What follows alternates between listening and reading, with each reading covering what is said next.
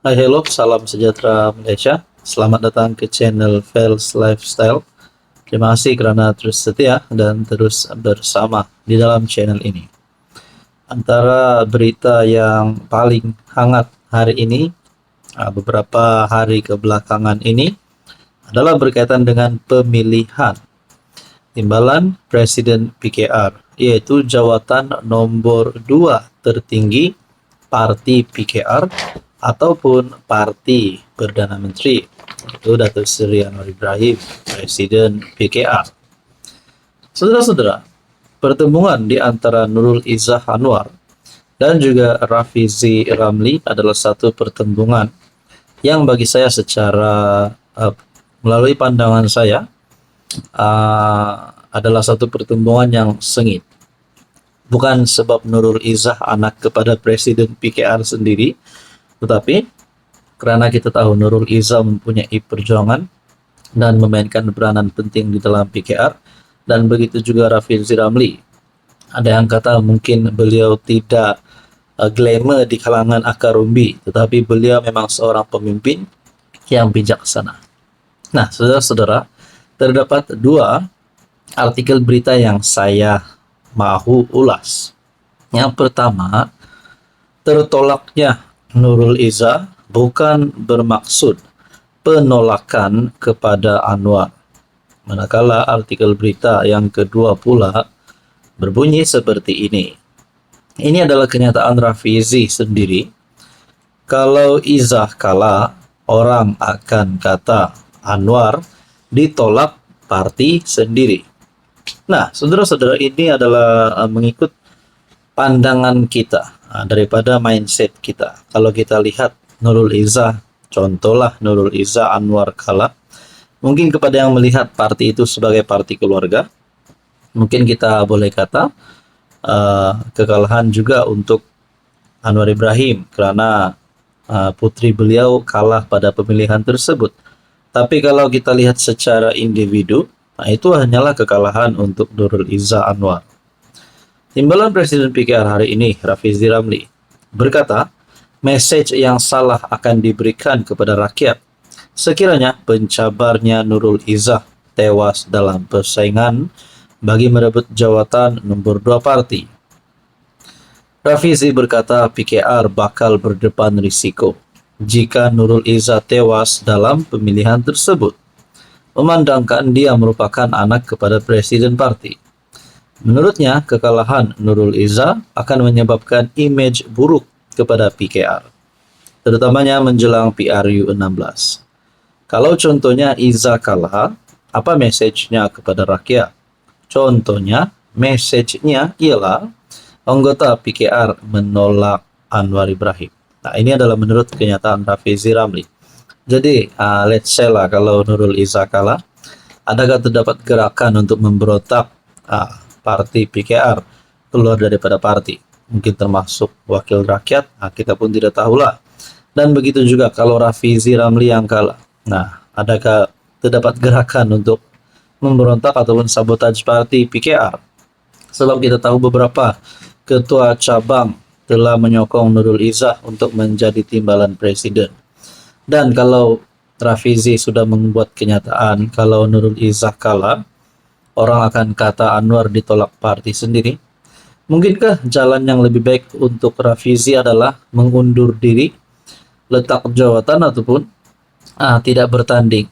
Jadi secara otomatis Nurul Izzah akan menang tanpa bertanding. Nah, jadi saudara-saudara, apa komen Anda?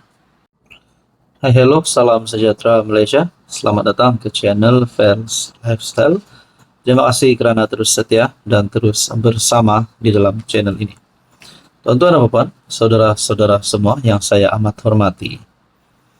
Sudah pasti mana-mana pemimpin yang dilantik sebagai PM yang memegang jawatan Perdana Menteri pasti akan ramai pengikut, tapi dalam masa yang sama ada juga yang tidak menjadi sebahagian daripada perjuangan Perdana Menteri. Contohnya PM hari ini, Perdana Menteri Anwar Ibrahim. Mungkin saya boleh katakan ini adalah satu berita duka cita untuk Perdana Menteri. Tapi saya yakin bahwa apapun cabaran yang dihadapi oleh PM, oleh Anwar Ibrahim, beliau akan bertahan sehingga pilihan raya umum ke-16. Bahkan ada yang sehingga yakin Anwar boleh bertahan, boleh menang lagi pada PRU 16. Nah, ini adalah salah satu cabaran yang bagi saya mungkin dihadapi oleh Anwar Ibrahim. Mengikut kenyataan Ramasamy, Anwar pemimpin paling mengecewakan buat orang India. Parti Bersatu untuk Hak Rakyat Malaysia, URIMAI, melabelkan PM Anwar sebagai pemimpin paling mengecewakan bagi masyarakat India. Oke, saudara-saudara, sebelum kita teruskan, saya tidak pasti ada berapa wakil rakyat India yang ada di dalam kerajaan hari ini yang menyokong kerajaan. Adakah dengan pembawaan ataupun dengan berita ini boleh menyebabkan Anwar hilang sokongan daripada masyarakat India dan juga daripada wakil rakyat India yang hari ini menyokong kerajaan? Nah, ini menjadi pertanyaan. Pengerusi pro timnya, P. Ramasamy, berkata, demikian berikutan penegasan timbalan Presiden PKR, Rafizi Ramli, bahwa sokongan bukan Melayu terhadap PH semakin merosot. Kehadiran beberapa pengampu India dalam DAP dan PKR tidak banyak membantu memulihkan kekecewaan masyarakat yang meluas terhadap kerajaan Madani. Setakat ini, kemungkinan kerajaan pimpinan PH kembali berkuasa dalam PRU akan datang adalah tidak pasti. Jika PN membangunkan dan mengekalkan pendekatan inklusif yang benar-benar senada dengan masyarakat bukan Melayu, Malaysia boleh melihat perubahan politik yang ketara pada tahun-tahun akan datang. Nak cakap tentang pemimpin-pemimpin PN, kita pun sudah dengar beberapa kes rasuah yang melibatkan kepimpinan PN. Menantu Muhyiddin, Jana Wibawa. Jadi saudara-saudara, kita tertanya-tanyalah, mampu lagikah Muhyiddin untuk menjadi PM lagi? Mampu lagikah PN untuk menjadi kerajaan lagi? Dalam artikel ini perkongsian, Rafizi berkata, PKR dan PH tidak berada dalam kedudukan terbaik untuk memenangi PRU akan datang. Ketika membentangkan data, dia menegaskan bahwa sokongan Melayu terhadap PH berada pada 27% setakat April, meningkat sedikit daripada 20% pada Agustus 2020. Sementara itu, sokongan Melayu untuk BN dan PN menurun kepada 48%, namun pecahan prestasi setiap gabungan tidak ditunjukkan.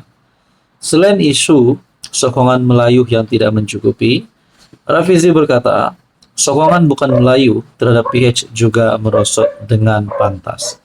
Nah, ini adalah kenyataan-kenyataan yang pasti mengejutkan pimpinan-kepimpinan politik di seluruh Malaysia.